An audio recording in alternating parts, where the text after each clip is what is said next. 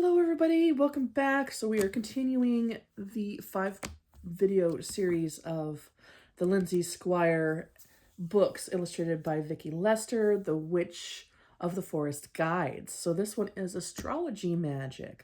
Love yourself using magic, align with the wisdom of the stars. Isn't this so pretty? Astrology is a powerful tool for better understanding yourself and others.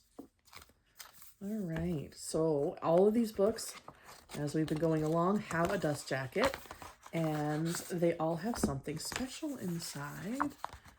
This time, it is a birth chart. So we've got the planets on one end and the zodiac on the other. Interesting. Okay, fill in your birth chart using the resources on page 13 and 172. I have to do that yet, and I am excited to do it. It's going to be fun. I've never actually done my birth chart, so I'm going to be using this book to do that. Not on this video, though, so no worry. Okay, so this one came out in 2022. So we have birth charts, zodiacs, elements, astrology magic, astrological self-care. I'm intrigued with this. The houses, the planets. We have her story again, but a little bit about her journey with astrology and her little signature there. I love the signature. I think it's a nice touch that she has the digital signature in there. Oh, this is so pretty. This would look, oh, could you imagine a set of oracle cards in this shape with this on the back? Oh, that'd be so pretty.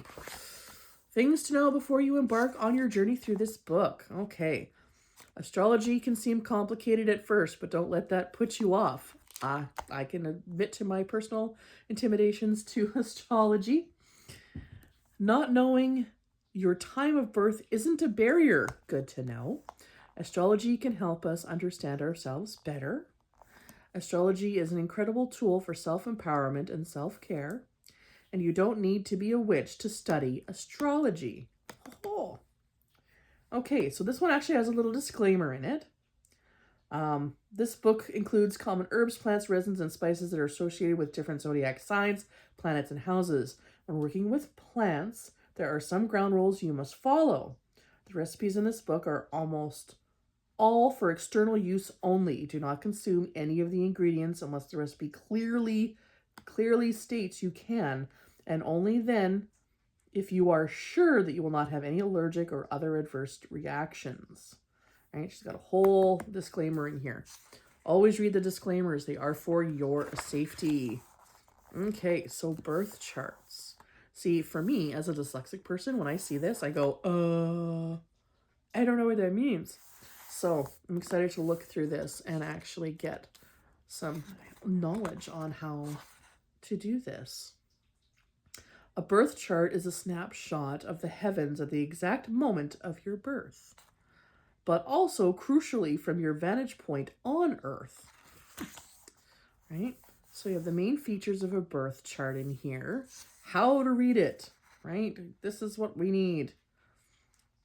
Because people will tell us all kinds of different things about our birth chart, and we're like, that's a totally different language. Well, now we have the language, right? Descending, astrological houses, planets, ascending, aspects. So this is very, very neat stuff. And she's done it, illustrated it beautifully. My cat is trying to eat my chai tea. Okay.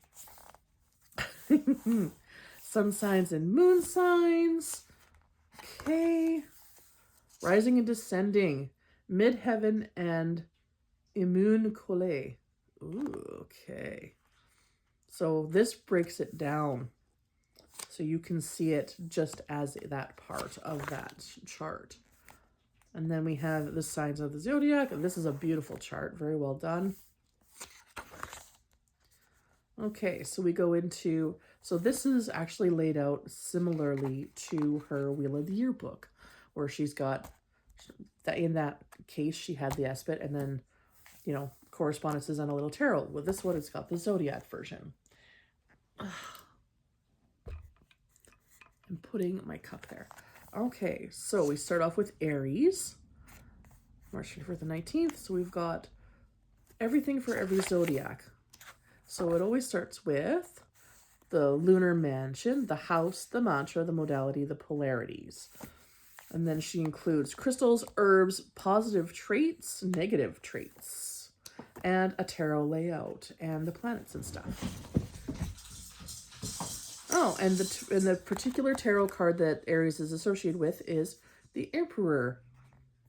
Cool. Okay. So Taurus, the Hierophant. Oh, this is very, very neat. And their elements as well. Birthstones. Oh, neato. So Leo. So, oh, of course, the Strength card. Love that. As a Leo. Little biased, aren't I? Libra, Scorpio. All right, all the way through Aquarius, Pisces. Okay. The elements, modalities, and polarities. Oh, look, it's like a battery. Oh, that's cool. Okay. Time to add to the next layer of astrological knowledge. Modalities. So cardinal signs, fixed signs, and mutable signs.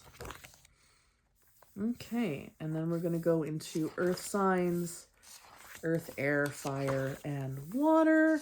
The imagery in these is so pretty. Like, oh my goodness. Viki, you do such amazing work, honey. Oh my goodness. I love her art style. Okay, now the planets. So the planets is more. So, once again, she has laid it out so you've got info and a nice, handy, quick visual. The tarot card, of course, the sun, it's herbs, crystals, colors, etc.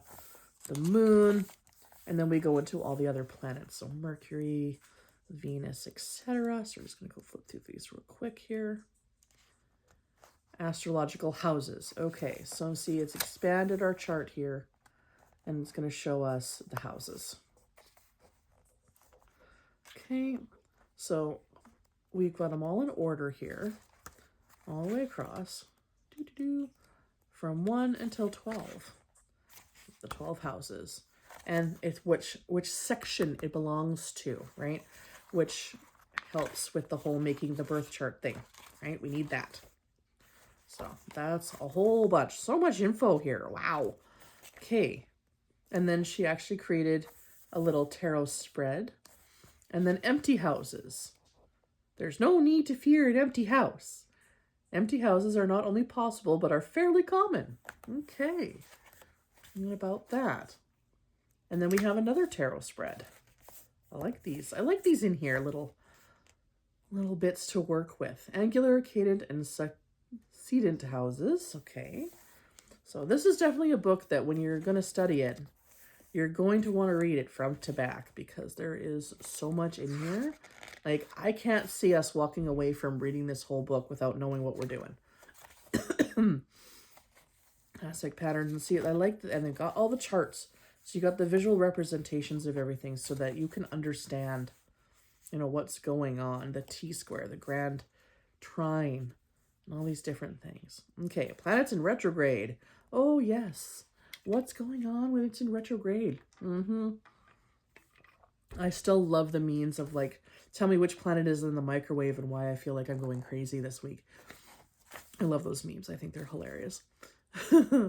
Mercury retrograde, fear or opportunity, right?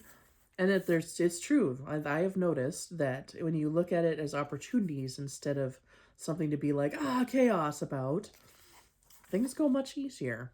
And other planets retrograde as well. Mercury's not the only one. And our shadow periods. Okay, planetary. This is nice. Another nice chart. I can talk, I swear. Planetary correspondences to days of the week. Okay, this is also handy in our spellcraft. And we have astrology and magic, right? Magic and the signs of the zodiac, right? How can we call on them?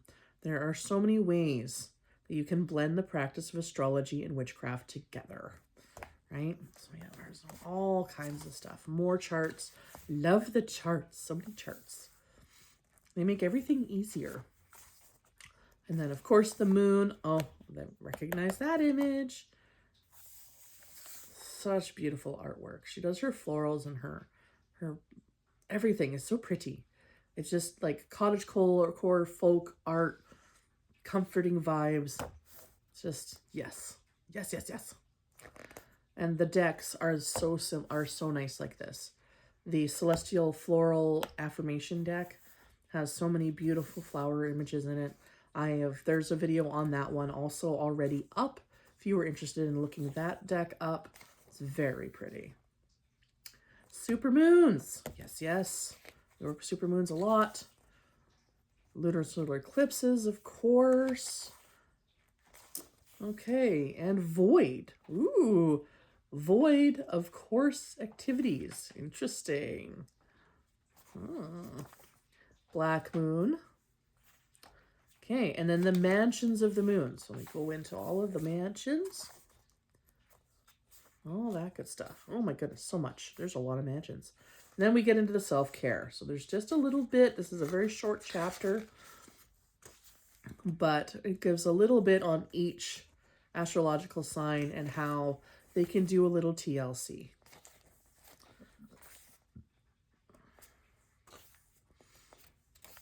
And then a couple nice tarot spreads for earth, air, fire, and water. And then we have our conclusion and our further reading list. I really like that she keeps the further reading lists in her books because, you know, if you see something and you're like, I want to learn more about that, but I don't know where to start, right? She solves that problem. Boom, no problem right there. Nice healthy index. 176 pages of astrological goodies. I cannot wait to keep going through this book in even more detail. I've already started it, but I wanted to show you guys because I got all 5 and I've been excited. I wanted to show you guys. Because if you can get them, it's a beautiful set to have on your shelf too. Like they all sit together so nicely, and I don't know if she yelled at somebody or what, because she must know that us book collection people love it when our spines all align, because all of these books are the exact same size, so they sit on the shelf nicely together. So this is a great astrology book. This is definitely beginner friendly. I know I'm going to have a great time figuring out my birth chart and picking apart this book and learning even more about myself. This is going to be so fun. Have you done your birth chart? I want to know. Let me know. If you found it hard, did you find it easy? Did astrology just pick up for you? I want to know.